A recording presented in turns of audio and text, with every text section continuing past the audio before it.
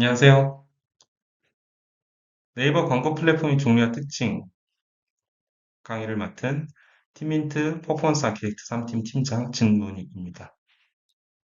오늘은 여러분들에게 네이버 SA 광고 플랫폼의 종류와 특징에 대해서 설명을 드릴 텐데 네이버 광고라고 하면은 크게 세 개 플랫폼이 존재해요. 네이버 SA 검색, NSP 보장형 디스플레이, GFA 성과형 디스플레이 이렇게 세 개가 그 플랫폼의 종류인데요. 이 세 개 플랫폼 종류에 대해서 간단히 설명을 드리고 왜 이렇게 플랫폼 종류가 나뉘었는지 각 플랫폼의 특징 그 주요 상품은 어떤 것들이 있는지 위주로 간단하게 설명을 드려보고자 합니다.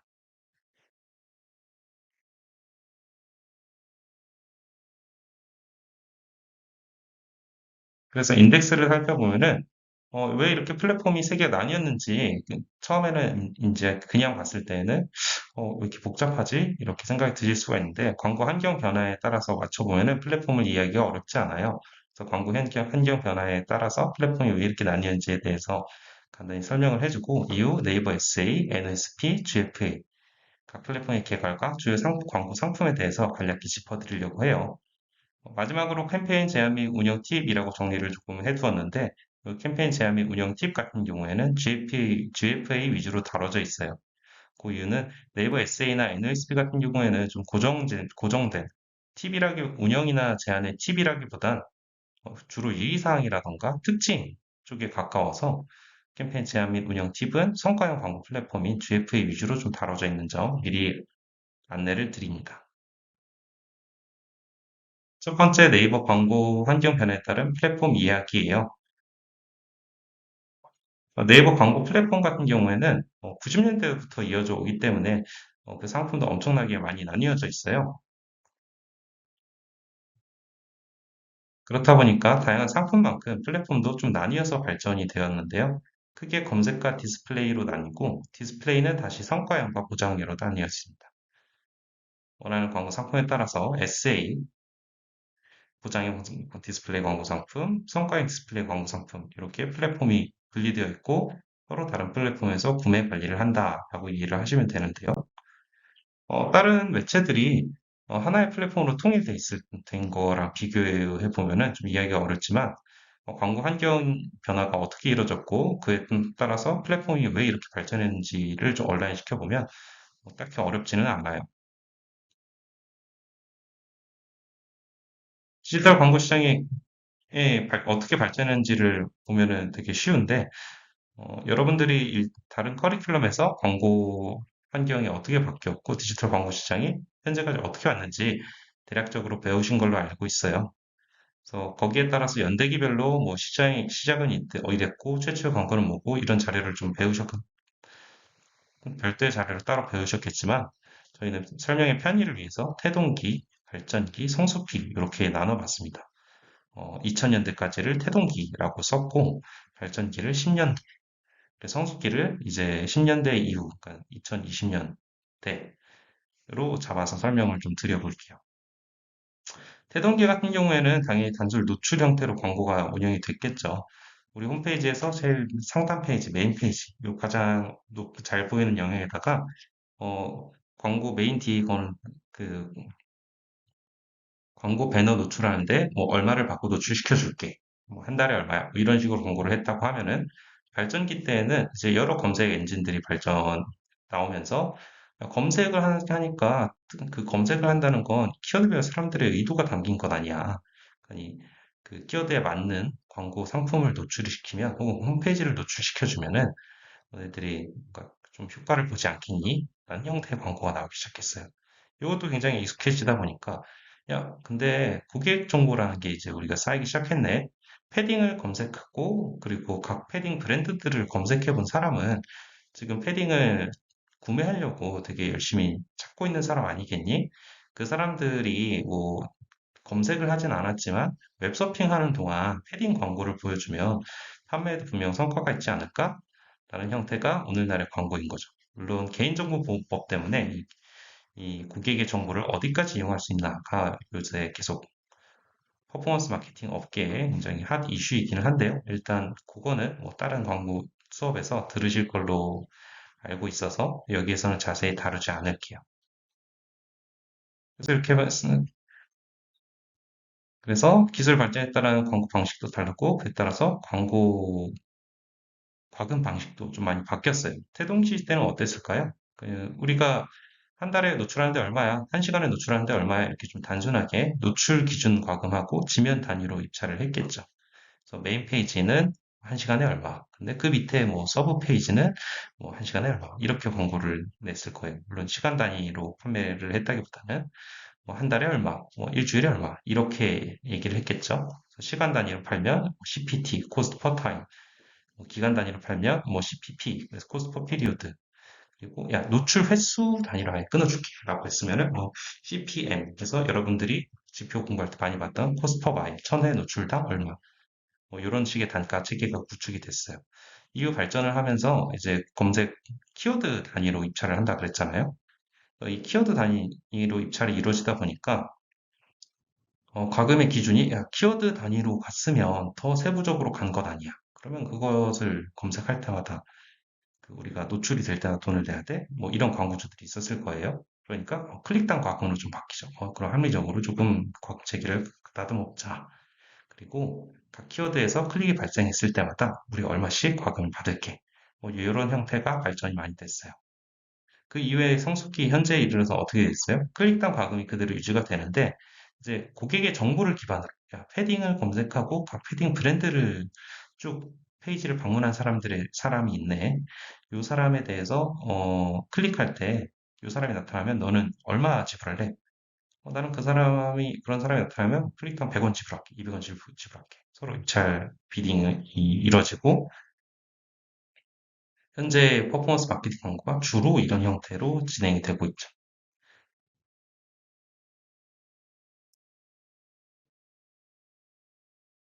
광고 형식에 따라서 과금 방식이 서로 달라지니까 네이버도 광고 그 플랫폼을 각 형태에 맞춰서 발전을 시켰어요. 그래서 태동기에 이르렀던 단순 노출 형태는 뭐지, 보장형 디스플레이 광고. 그래서 브랜딩을 할 때 안정적으로 크리에이티브 광고를 약정한 기간 혹은 노출수에 맞춰서 노출해주는 형태의 광고 플랫폼이 되었고요. 키워드 단위로 입찰을 하고 그 키워드별 비딩가를 계속 조절을 하는 그런 검색 광고 영역에서는 검색 사용자에게 사이트의 상품 정보나 사이트 정보를 제공하는 형태로 플랫폼이 발전했어요. 반대로 성과형 디스플레이 같은 경우에는 고객 단위로 말씀을 드렸었죠. 고객 정보에 기반해서 그 사람이 에게 광고를 노출하고 그 클릭할 때 얼마를 지불할 것인가. 그렇다 보니까 정교한 타겟팅 플랫폼이 어떻게 이루어지고 실시간으로 광고 성과가 어떻게 되는지 알려주는 지금 성과형 디스플레이 광고 플랫폼이 발전했어요. 이렇게 크게 세 개 플랫폼이 나타났다고 보면 될 것 같고요. 플랫폼의 시기를 태동기, 발전기, 성숙기 이렇게 나누어서 지금 온라인을 시켜놨는데 이거는 우측 하단에 조그맣게 적어놓은 것처럼 이해를 돕기 위한 연도별 표기이지 실제 출시된 시기다. 그건 아니라는 점 밝히고 넘어갑니다. 각 플랫폼의 발전 배경을 알고 나면은 이제 특성 및 상품 또한 쉽게 유추해 볼 수 있어요. 태등기에 발전했던 이제 보장형 디스플레이 광고는 앞서 설명한 것처럼 지면 단위 노출 광고 중심이고 대규모 노출이나 브랜딩 캠페인에 굉장히 유리하겠죠. 검색 광고는 어때요? 키워드 단위 타겟 광고 중심으로 당연히 이루어질 것이고, 키워드 기반으로 어떤 특정 키워드를 검색했을 때 판매를 일으키고 싶은, 패딩을 검색했어요? 패딩을 팔고 싶은 광고주들이 들어올 거잖아요. 그런 식으로 광고가 많이 진행이 될 거예요. 그러면 성과형 디스플레이는 어때요? 고객 단위 타겟을 광고 중심으로 하는, 고객 관심 기반 성과 캠페인이 될 수 있겠죠. 물론 이건 당연히 이제 판매하는 것도 포함하고, 특정 키워드를 입력을 했을 때, 특정 키워드를 입력한 기록이 있는 고객이 나타났을 때 그 사람이 관심 있을 만한 플랫폼, 조금 더 큰 단위 서비스들, 예를 들어서 통신사라던가 뭐 이런 데에서 이용을 해볼 수 있겠죠. 그런 광고주들이 많이 이용을 합니다. 물론 통신사들도 뭐 당연히 검색 광고 이용하고 보장 디스플레이 이용하고 다 이용할 수 있는데 뭐 얘가 그렇다는 말씀. 그래서 네이버 SA부터 주요 상품들을 좀 특- 플랫폼 특징과 주요 상품들을 좀 설명을 드리면 좋을 것 같아요. 네이버 에세이, 검색 광고는 고객의 명확한 의도가 키워드에 담기는 만큼 정교한 타겟팅, 그리고 그 즉각적인 광고 효과가 가장 큰 특징이에요. 패딩이라고 검색을 한 사람은 당연히 패딩을 사려고 패딩을 검색했겠죠. 물론 패딩에 대해서 뭐 내가 뭐 의류 뭐 관련해서 공부를 하고 있는 학생이야. 그래서 패딩에 대해서 공부를 하니까 검색하는 사람도 있겠지만 그런 사람들보다는 일반적으로 그냥 패딩을 사려고 검색하는 사람이 훨씬 많을 거예요. 그렇기 때문에 즉각적인 광고 효과, 거기에 따른 매출 효과까지 보는 게 검색 광고의 가장 큰 장점이고요. 장점이자 특징이고요. 대표적인 광고 상품으로는 파워링크, 쇼핑 검색, 브랜드 검색, 신제품 검색 이렇게 네 가지가 있어요. 이 네 가지 사실은 훨씬 더 많은데 검색 광고 상품이 일단 크게 네 가지가 있고 파워링크와 쇼핑 검색 광고는 조금 더 자세히 다뤄드리려고 해요. 브랜드 검색이랑 신제품 검색은 이 페이지에서 간략하게 설명을 드리고 싶은데 브랜드 감성 검색 같은 경우에는 여러분들이 지금 라인 프렌즈라고 검색하면은 라인 프렌즈 샵이 그냥 가장 위로 뜨죠. 어, 그 특정 브랜드명을 입력했을 때, 혹은 특정 브랜드의 상품을 입력했을 때 이렇게 바로 홈페이지가 뜨는 경우가 있는데, 그래서 홈페이지 URL 주소가 한 줄로 간략하게 뜨는 게 아니라 뭐 이미지도 뜨고 거기에서 무슨 뭐 행사를 한다거나 프로모션이라든가 세일이라든가 이런 것도 상세한 정보로 뜨는 경우를 보셨을 거예요. 이게 이제 브랜드 검색 상품이에요. 일종의 내 홈페이지를 검색했을 때 조금 더 예쁘고 시인성 좋게 노출시켜주는 광고 상품인 거죠. 신제품 검색은 이제 패딩이라고 검색했을 때 뭐 검색 결과에 따라서 뭐 파워링크나 쇼핑 검색, 광고 상품이 쭉 날되는 것도 있지만 뭐 정말 새로운 상품, 그 입장에서 이거는 기존에 못 보던 완전 새 신상품이네. 그런 걸 노출해주면 고객 입장에서도 어느 정도 좀 편의성이 좀 좋아졌다라고 볼 수 있는 부분이 조금은 있죠. 그렇다 보니까 신제품 검색이라는 영역도 요새 새로 생긴 광고 영역이에요. 이외에 파워링크랑 쇼핑 검색에 대해서는 각 광고 상품의 특징, 어떻게 보면은 네이버 검색 광고의 꽃이라고 불릴 수 있는 두 개의 광고 상품이라서 조금 더 자세히 설명을 드릴게요. 가장 일반적인 검색 광고는 제가 앞서서 뭐 브랜드 검색이나 시제품 검색에 대해서 조금 자세히 설명을 드렸지만 파워링크에 기본적으로 검색 결과가 최상단에 노출이 되고 각 키워드별 입찰가에 따라서 노출 순위가 달라져요. 지금 패딩이라고 계속 설명을 드려서 패딩이라고 검색했을 때 어떻게 뜨는지 노출 순위를 했- 캡처를 했던 건데요. 지금 패딩이라고 교환을 작성하면서 패딩이라고 검색했을 때 어, 모바일 플랫폼에서는 1순위에 롯데 온이 나왔고 PC에서는 2순위로 노출이 됐어요. 이게 입찰가를 얼마로 입력을 해놨는지 모르겠지만 입력한 입찰가에 따라서 음, 제일 비싼 패딩이라는 키워드에 대해서 제일 비싼 입찰가를 입력을 한 게 롯데온이라는 걸 알 수 있죠. 그다음 2순위, 3순위 뭐 이렇게 되는 거고. 그럼 모바일에서 이렇게 롯데가 1순위로 뜬 건 알겠는데 PC에서는 롯데가 1순위로 안 떴는 걸 볼 수 있죠. 롯데가 두 개를 같은 비딩가를 입력을 해놨는지 다른 비딩가를 입력해놨는지 모르겠지만 모바일에서 1순위를 먹은 만큼 PC에서도 1순위를 먹고 싶은 마음이 굉장히 컸을 텐데 이렇게 밀려났다는 건 서로 이제 비딩 입찰 경쟁에서 좀 밀려났다라는 거를 볼 수 있는 거라서 패딩이라고 했을 때 마침 같은 브랜드가 두 개 이렇게 동시에 떠서 설명 예시를 한번 가져와 봤어요. 그러면 이 키워드별 입찰가가 나왔으니까 입찰가 얘기가 계속 되고 있으니까 이 키워드 입찰가가 어디서 어떻게 볼 수 있는지 궁금하시겠죠? 기본적으로 네이버에서 제공하는 키워드 도구에서 검색 키워드의 월 평균 노출수 및 CTR, 경쟁 정도 등을 확인하실 수 있어요. 그래서 지금 패딩이라고 하나의 키워드만 말씀을 드렸지만 여기 키워드 입찰 도구에서 네이버 키워드 도구에서 단순히 하나의 키워드만 검색해서 등록하는 게 아니라 적게는 수십 개에서 많게는 수백 개, 수천 개까지 쭉 키워드를 다 훑어보고 키워드별로 어느 정도 입찰가가 나오고 이 입찰가를 입력했을 때 어느 정도 노출 순위를 가져갈 수 있겠구나 혹은 어느 정도 클릭 수를 가져올 수 있겠구나를 미리 한번 정리를 해보는 거죠. 이렇게 쫙 정리를 하면은 그 클릭당 비용이 나올 거고 그에 따라서 월 평균 얼마 정도 금액이 소진되는지도 알 수 있어요. 설정 입찰가에 따른 키워드의 예상 실적이라든가 예상 비용을 체크를 하고 광고 성과를 추산해보고 예산 및 브랜드 상에 맞는 광고 집행이 포인트라고 할 수 있습니다. 자세히 설명드리면 키워드 입찰 전략을 뭐 어떻게 가져가는 게 좋다. 아니면 키워드 그룹핑을 어떻게 하는 게 좋다. 이런 것들은 충분히 더 설명을 드릴 수 있는 부분인데 한정된 시간 내에 전체 플랫폼을 다 설명해야 되다 보니까 파워링크 광고 설명은 여기 정도로 맞춰볼게요. 그 다음은 쇼핑 검색 광고 상품인데요. 쇼핑 검색은 파워링크랑 비슷하지만 판매 상품이 가격이 바로 노출되는 게 특징이에요. 패딩이라고 똑같이 검색했을 때 쇼핑 검색 영역에서는 어떻게 뜨는가 봤더니 바로 제품 이미지가 보이고 그 밑에 얼마인지 가격이 바로 나오죠. 그리고 네이버 페이로 구매를 할 수 있으면 네이버 페이 마크까지 뜨고 있어요. 이렇게 뜨는 이유는 네이버 스마트 스토어에 다 등록이 되어 있는 상품이 네이버 쇼핑 검색을 통해서 노출이 설정되어 있기 때문이에요.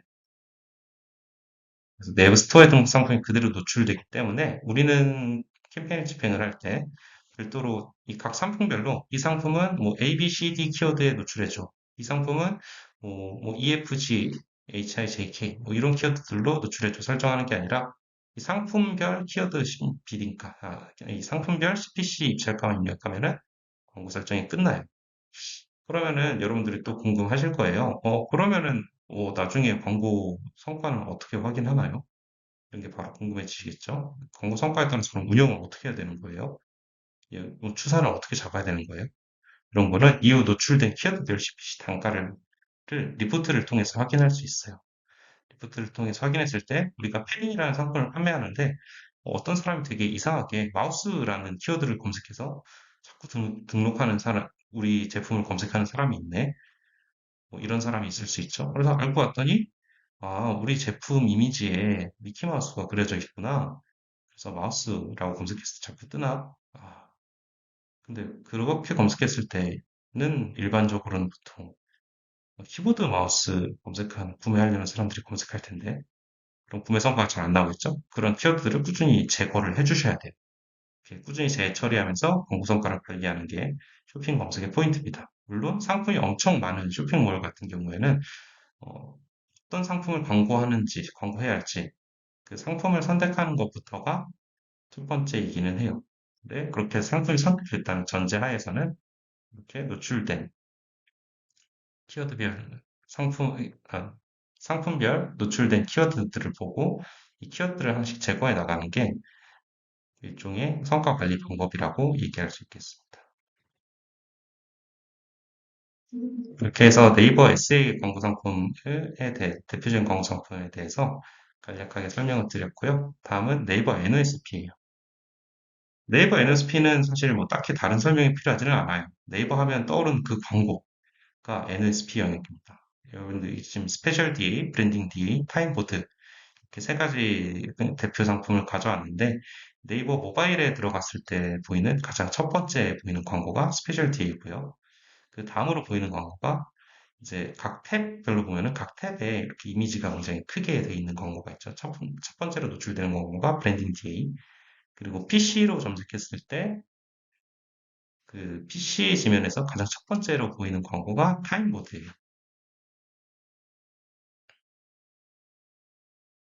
이런 광고 상품들이 뭐 리치 미디어나 영상 플레이 형태로 발전을 하긴 했지만 기본적으로는 요 세 개의 그 지면을 바탕으로 해요. 굉장히 한정된 지면이죠. 그렇기 때문에 기본 단가 자체는 수천만 원대로 높은 대에 시인성이 좋다 보니까 뭐 시간 단위로 판매가 돼요. 그 시간 단위로 독점 구매하는 형태로 이루어져 있어서 입찰 경쟁이 굉장히 높습니다.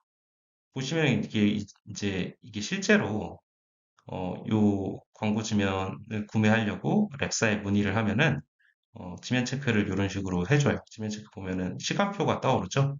실제로 구매하는 방식도 여러분들이 그 강의 수강 신청하는 형태랑 완전히 똑같아요.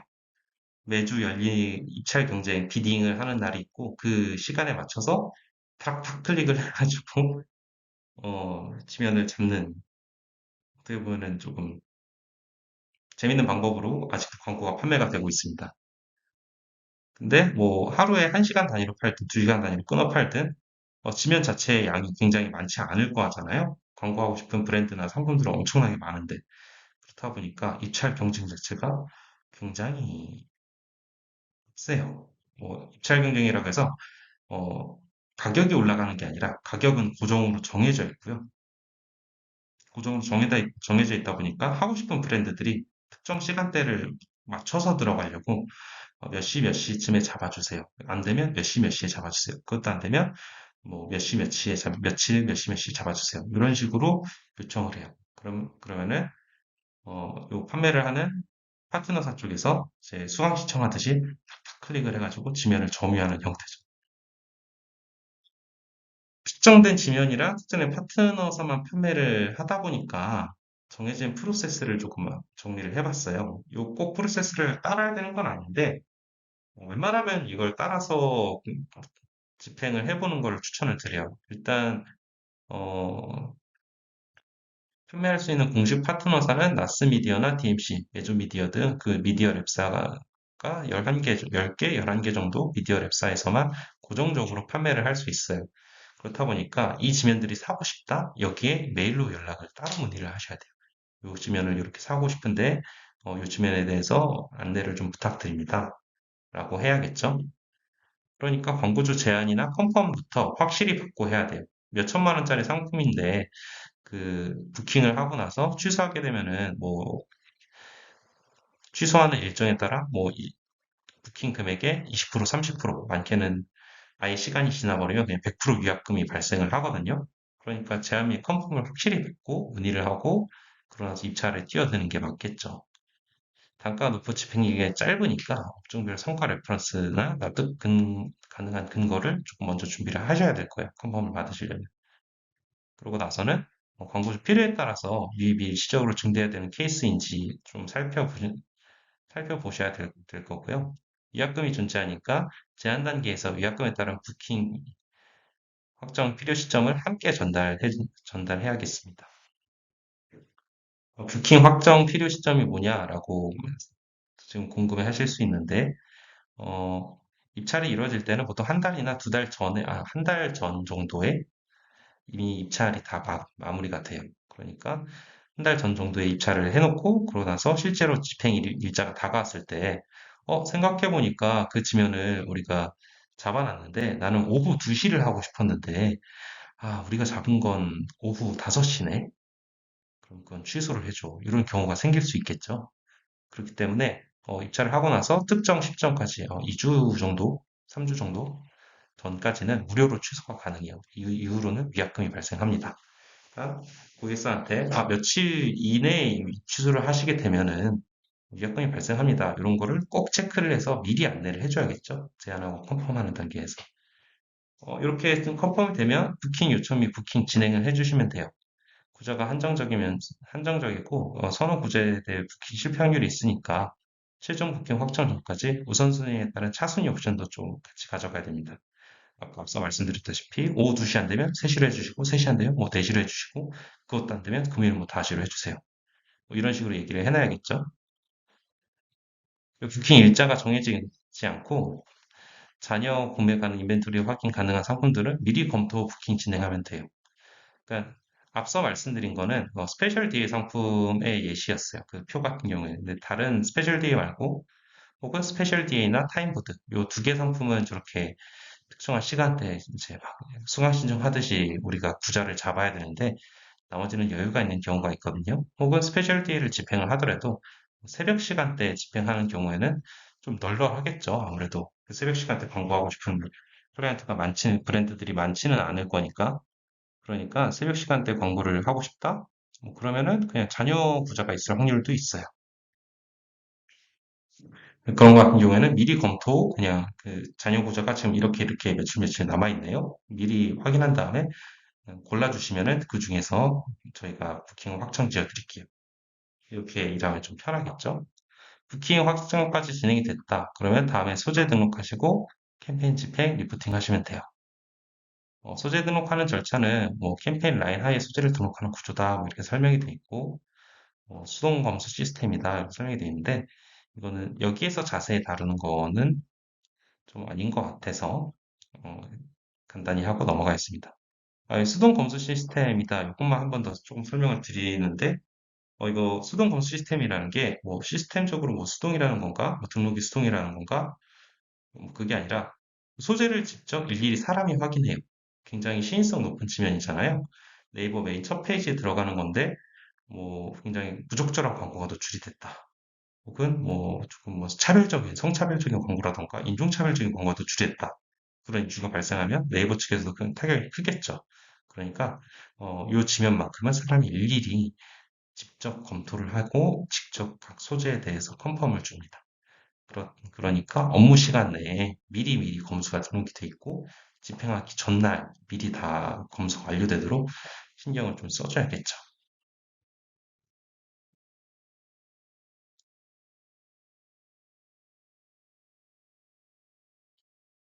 계속해서 말씀드리지만 단가가 엄청 높으니까 단가 집행 기간 제약에 따라서 사전 체크 사항을 좀 숙지를 해주셔야 돼요.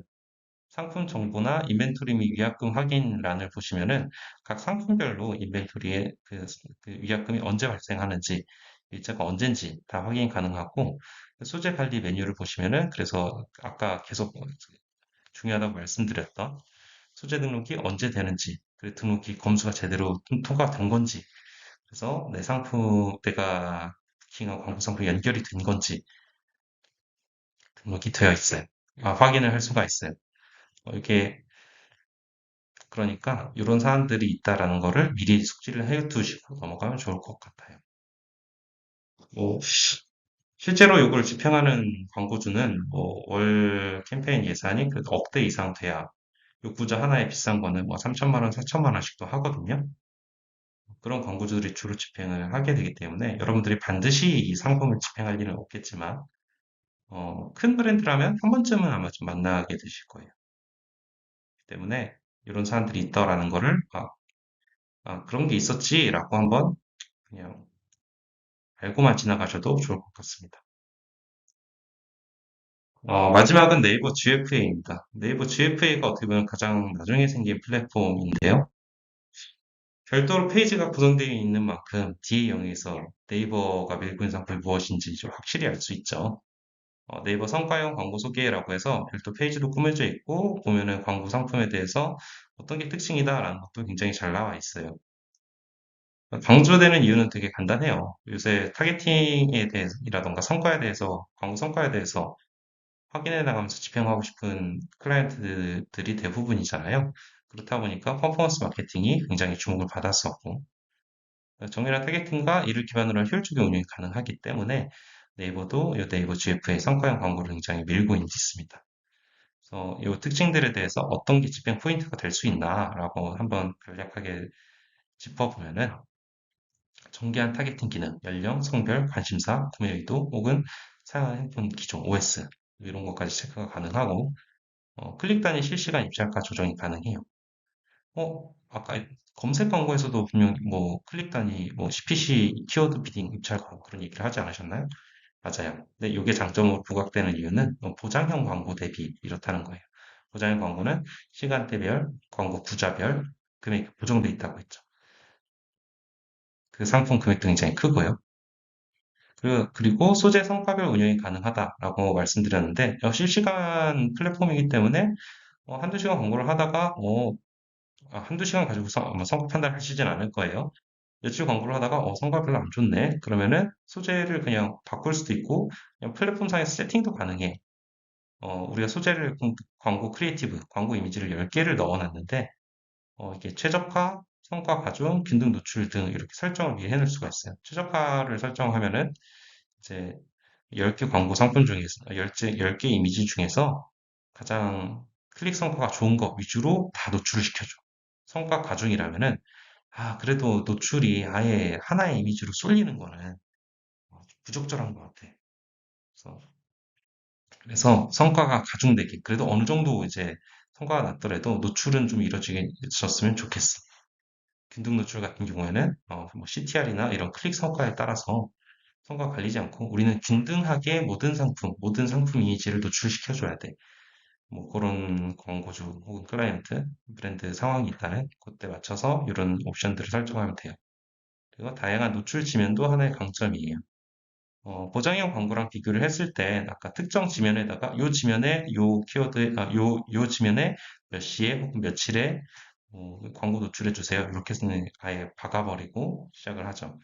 근데 네이버 GF에서는 네이버라던가 네이버 패밀리 혹은 퍼포먼스 네트워크가 요즘 최근 새로 생겼는데 이런 네트워크 지면에 연동돼서 성과 좋은 지면으로 알아서 잘 노출시켜 주세요. 이런 설정도 가능해요.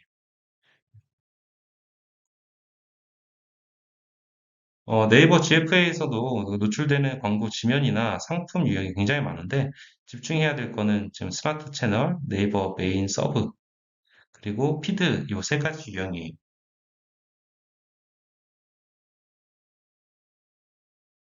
요게 세 가지가 중요한 이유는 보장형 디스플레이보다 이 세부적인 지면이라는 를 다 가지고 있는데 이 노출은 보장형, 임팩트 있는 노출은 보장형, 효율적인 노출은 성과형임을 좀 알 수 있어요. 그래서 이 세 개 상품을 가지고 플랫폼이 좀 발전을 한 형태인데요. 이 세 개 지면을 중심으로 다양한 패밀리 매체나 네트워크 매체로 확장이 된 형태예요. 이건 실제로 노출 지면을 선택하는 페이지인데요. 여기에서 보시면 네이버에서는 스마트 채널, 배너형, 피드형, 앞서 말씀드린 세 개 광고 상품, 광고 유형, 여기 보이실 거고, 패밀리 매체에서도 마찬가지예요. 그리고 네이버 퍼포먼스 네트워크, 새로 생겼다고 말씀드렸는데요. 여기 베타라고 좀 표시가 되어 있죠. 지금 베타 상품이다라고 해서 이렇게 플랫폼 내에서 표시가 되고 있어요. 이 같은 경우에도 스마트 채널이나 배너, 광고 유형으로 광고가 노출이 됩니다. 라고 표시가 되어 있는 거죠. 상품의 유형에 대해서 걸릴 게 없으면 고정형 상품 대비 세분화된 지면과 타겟을 강점으로 가지기에 여러분이 캠페인을 집행하실 때 어떤 지면이 중요합니다. 어떤 상품이 중요합니다. 라고 어필하는 것보다 캠페인 구조를 이렇게 가져가시면 좋습니다. 라고 어필을 하셔야 돼요. 그래서 캠페인 구조부터 잡는 게 가장 첫 번째이고, 세분화가 특징이라고 말씀드렸잖아요. 그래서 캠페인 구조도 이렇게 세분화시키는 것이 운영의 포인트가 될 수 있어요.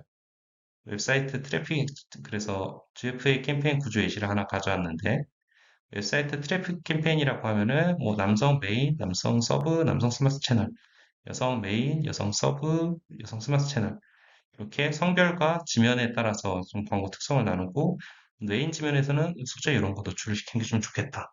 이렇게 캠페인 구조를 잡아나가는 것이죠. 구조가 정해졌으면 그 다음에는 KPI 적합한 캠페인 목표랑 입찰 전략, 비용 관리 설정을 해주셔야 돼요. 캠페인 목표는 웹사이트 전환, 트래픽, 앱 설치, 동영상 조회 이렇게 네 가지를 선택할 수가 있어요. 보통 전환이나 트래픽을 가장 많이 활용하는 편인데 앱 설치도 요새는 뭐 많이 뭐 집행이 되고 있다 그런 얘기를 종종 들려오네요. 그리고 캠페인 근데 우리는 지금 쇼핑몰 광고를 하고 있어. 그래서 쇼핑몰 내에서 전환이 가장 구매 전환이 많이 일어나는 혹은 우리 지금 프로모션 기간이라서 회원가입한 쿠폰을 많이 주고 있거든. 그래서 회원가입 전환이 많이 일어나야 돼. 뭐 그런 목표를 설정을 하는 거죠. 그 다음에는 입찰 전략을 선택하실 수가 있어요. 당연히 이제 클릭 수 최대화, 전환 수 최대화, 뭐 수동 입찰 이렇게 되어 있는데 당연히 클릭 수 최대화를 설정을 하려면 앞에서 트래픽을 골라놨어야 될 것이고 전환 수 최대화를 설정을 하려면 웹사이트 전환 캠페인 목표를 설정해 놨어야겠죠. 그냥 클릭 수가 어쨌든 가장 많이 나오기만 해줘라고 설정하게 되면은 입찰 전략에서 클릭 수 최대화를 하면 되고 근데 우리 CPC 단가가 1,000원을 넘어가면 안 돼. 그래서 CPC 단가 1,000원 이내에서 컨트롤 해줬으면 좋겠어. 그러면은 이제 클릭 수 최대화를 하지 않고 입찰가를 쑥 입력하는 형태. 우측에 보여지는 뭐 이런 식으로 수동 입찰을 표시를 해서 광고를 집행하시면 됩니다. 마지막으로 이제 비용 관리인데요. 뭐 입찰가 한도랑 입찰가 한도 지정이랑 입찰가 한도 없음이 있어요. 요거는 아까 이렇게 수동 입찰에서 입찰가 수기를 수기 입력하는 경우에 해당하는 거예요. 마지막으로 비용 한도도 있는데, 그래서 내가 쓸 금액을 총 얼마로 잡아줘. 결과당 평균, 결과당 평균 비용을 입력한 금액 이내로 자동 조정이 된다. 이렇게 설정이 되어 있어요. 그래서 비용 한도까지 잘 챙겨보시면 그 캠페인에서 세팅해야 될 항목들은 전부 다 세팅을 하신 거예요. 그 다음으로는 이제 캠페인 말고 광고 그룹 단위에서 타겟 설정을 보시면 됩니다. 마지막으로 제품이나 브랜드에 맞는 타겟팅 옵션까지 체크하면 되는데요. 기본적인 설정, 이렇게 타겟까지 설정을 해주면 기본적인 설정 사항은 끝이에요. 이후 소재를 등록을 하고 각 소재에서 뭐 랜딩 페이지를 뭘 쓸 건지 각 소재에 대해서 어떤 이미지를 넣을 건지 정도를 또 추가로 설정하는 게 있겠죠. 그래서 타겟팅에 대해서 어떤 옵션이 있는지 간략하게 설명을 드리면 저희 설명이 마무리가 될 것 같아요. 일단 오디언스 타겟팅인데 오디언스 타겟팅은 데모, 맞춤, 뭐 지역, 관심사, 구매의도 뭐 이런 다양한 타겟팅 옵션이 있어요. 이 중에 구매의도 타겟이 구매의도? 구매의도는 뭐지? 좀 궁금하실 수 있는데 특정 제품이나 서비스를 구매할 의도를 가진 것으로 추정되는 사용자를 타겟하는 거예요. 네이버에서 특정 키워드라던가 아니면 키워드 검색이라던가 구매 횟수, 콘텐츠 체류 시간 등을 기반으로 전제국의 타겟팅을 조금 만들어 놓고요. 가장 최근에 업데이트된 오디언스 타겟팅 옵션이라서 전환 성과 개선을 목적으로 출시가 되어 있습니다. 그러니까 우리가 어, 내가 마침 패딩 광고를 하는데 구매 그 의류 구매 의도 타겟팅이 옵션이 있다. 그럼 이걸 안 쓸 이유가 없겠죠. 이렇게 오디언스 타겟팅 옵션을 선택한 다음에 그 아래 캡처처럼 예상 도달 범위가 확인 가능해요. 이렇게 타겟팅을 세팅을 했을 때 우리가 뭐 예상되는 도달 보수가 뭐 20만이다, 200만이다, 2천만이다 이렇게 보여주는 거예요. 이걸 왜 보여주냐면 타겟을 여러분들이 굉장히 세분화하는 게 일종의 방법이다라고 앞서 말씀을 드렸잖아요. 그러니까 타겟과 지면을 세분화하다 보면은 예상 도달 범위가 너무 작아지는 경우가 있어요. 광고를 보여주는데 10,000명한테 보여진다, 5,000명한테 보여진다, 막 이렇게까지 낮아지는 경우도 있거든요.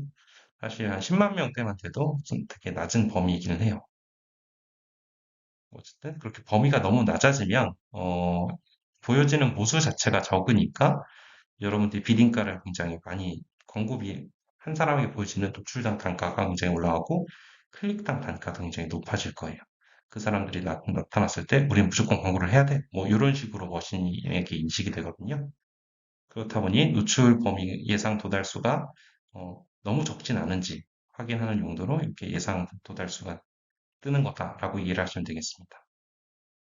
이후 노출 매체나 계제일치 타겟팅을 할 수 있는데, 이 네이버 GFA를 성과형 광고 플랫폼을 통해서 네이버 앱뿐만 아니라 네이버가 보유한 다양한 플랫폼, 웹툰이라든가 밴드 등을 통해서 광고 노출이 가능해요.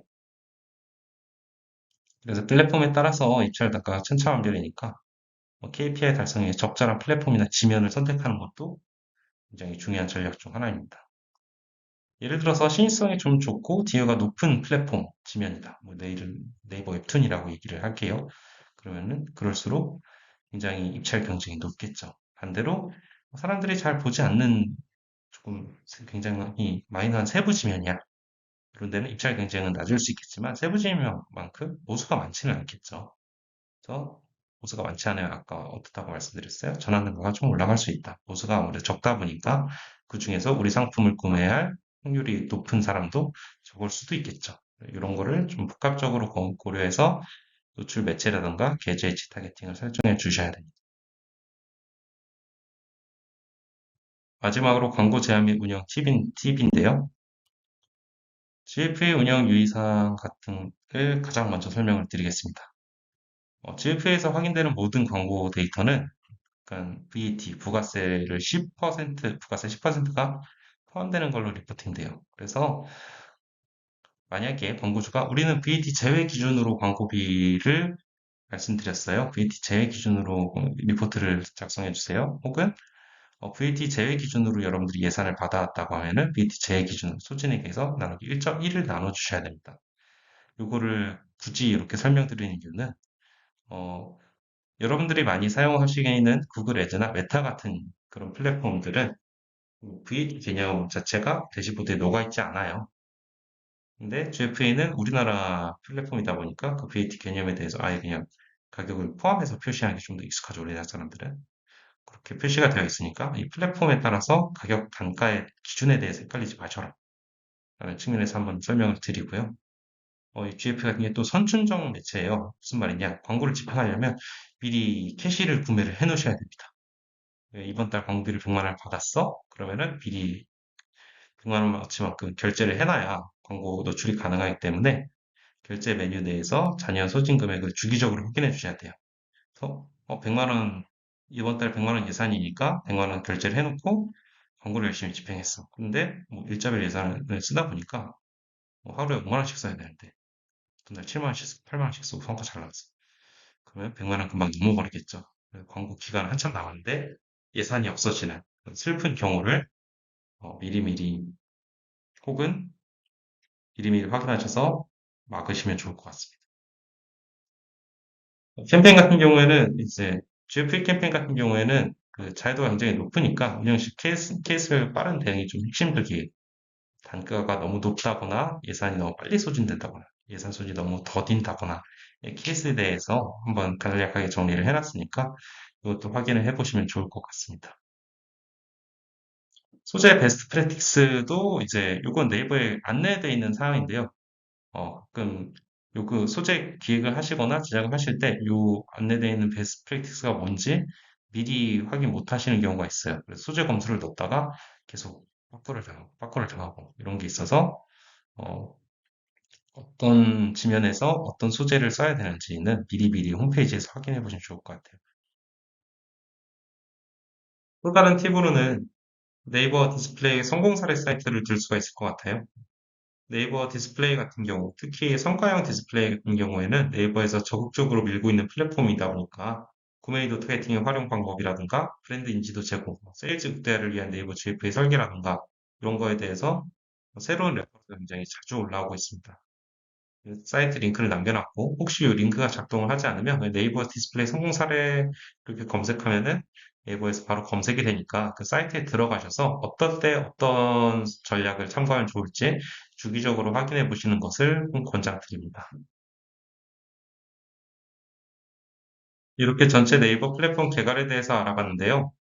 처음에는 내용이 조금 너무 짧거나 부실할까 봐 디테일한 내용들을 추가를 했는데 디테일한 내용을 추가해 놓고 나니까 특정 상품 내용이 좀 너무 길어져서 강의가 지루해지지 않았나 많이 걱정이 되네요.